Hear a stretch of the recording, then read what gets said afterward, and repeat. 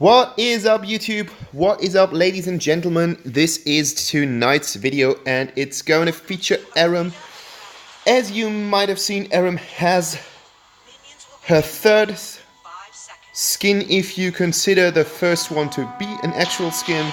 So because of some serious Chinese festivals out there, spring season or whatever it is, they released a new skin for Arum featuring a real lion, not the ghostly one. In fact, here it is a tiger. It is maybe some Siberian, Tibetan tiger. We don't know about it. We don't know the background. And she speaks Japanese, which is in fact quite weird. But as Arum is one of my favorite characters, I took all the chances and took all the money I have. And I can tell you, I got this skin by the lucky draw. It took me every single other step before that to get it, so I wasted a lot of money and I knew that this was going to happen, but thankfully I'm greedy and I just need things like that. You can see that with the L'Oreal skin that I got. I don't know how many people got it as well. I just need those things, and I was so happy when Irvin44 was showing the skin in a early video, I think 2 months or 3 months before. And from that point on, I knew that I really needed to get this skin. And be it, here is a video on me playing Arum, which is it's pre-update. So the January update is not in this video, so nothing did really change around Arum. You already have you can hide in the brushes update with this video, but the other characters haven't changed, or some have changed until now. So for example, Quillen got nerfed a bit, which is quite understandable because he was really strong in the last game. But this is going to be some kind of support Arum video where you see how capable she is, how much damage she does, and you will find lots of other Arum videos in my channel because Arum is one of the characters that I play mostly in this game because I just love how she plays. It's love, that's kind of thing. That's something that I can say. Really love her because she is that great. She's not really some sort of full tank compared to Thane or Arthur has more damage output, but if you take like the support ones, Grog, Gilder, those are really tanky ones, and Arum isn't like that. She is more some sort of sustained damage dealer, and she is quite strong if you take her too, which is a bomb, like the line that's always hopping around, that is her too. But in fact, I think she's quite capable of dealing damage as well as sustaining in lane, which makes her really good in solo queue because you are not dependent on anyone who is playing with you. And as you can see, that was so close. Like, I always have these really close dashes on the Dio-chan in this video, and let's see if I succeed here. Like, I already know that I succeeded, but this is some kind of thing going on here between Dio-chan and me. Don't ask me why we are playing such a weird combination.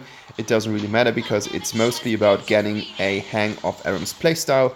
She is more sorts of a poke slash lifesteal sustain mage. That is, like, she's not even a mage, but her damage is magic based. And there we go, finally the stupid Dio-chan is down. For me, one of the most annoying characters in the game, besides the Alistair. Alistair is as annoying as hell because he got those lock and zooming out abilities, and I think it's really beneficial for the team if you've got someone who is able to play like that. But if you're playing against it, it is just so annoying. Like, it really wrecks my nerves every time frozen. Dio-chan is just amazingly annoying. She's a real pest, and therefore I'm glad that I took her out of the game. And it's some kind of, it really relieves me, and it's just beneficial to do so. Like, the good thing is she doesn't have any armor, so you're good to go. Armor isn't Arum is like not the most mobile hero in the game. Like, she hasn't got any cool escape things. She doesn't have a cool initiating thing, so I can see why people are not thinking of her in terms of tanking around. Like, she's no Arthur who's able to just go into the fights dealing damage with his jump. But she's got a pretty sustainable kit. And if you are fast enough, I think I got the first boots, you can avoid Dio-chan's moves here, which I think make her really good. And as you can see, 2 times hit for the... I forgot her name. The girl in the robot suit. Something with S, I guess. Interesting. I forgot her name. I just bought her like recently with that rabbit suit because I think it looks really great. But then she's a pretty bad ADC, especially for me. Not really ADCing. Like, I'm not the best ADC player. Like, Telenas is fine for me because she got stupid ranges. But then I can see the cat running around there. I can see the cat. Let's go and check out the cat. Like, let's check out what she does. Oh yeah, I've defeated someone.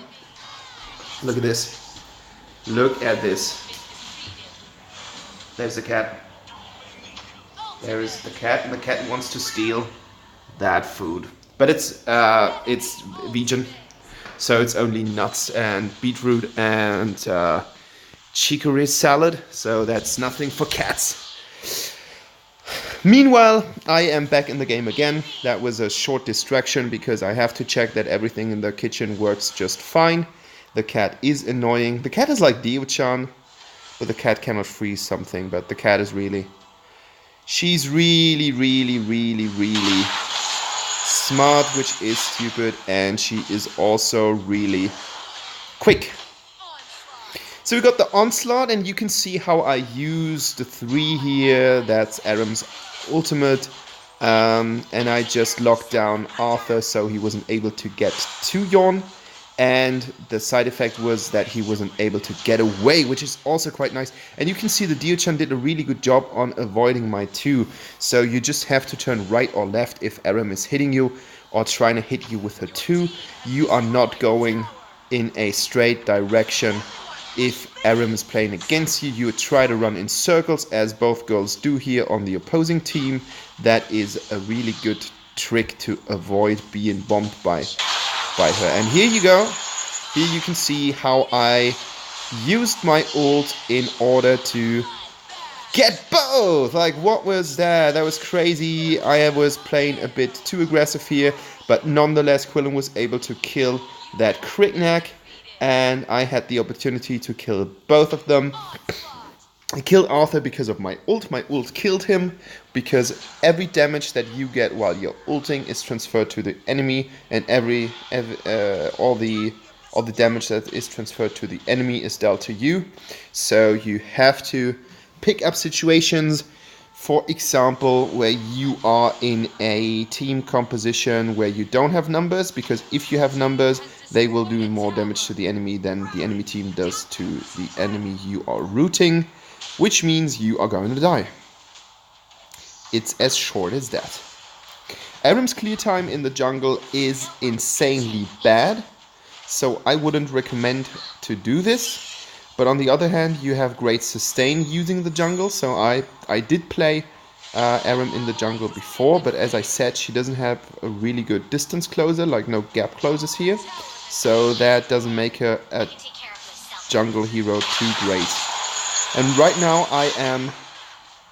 I'm rooting Vera, and the super thing is that I positioned my 2 in the wrong direction, which makes me not kill her here.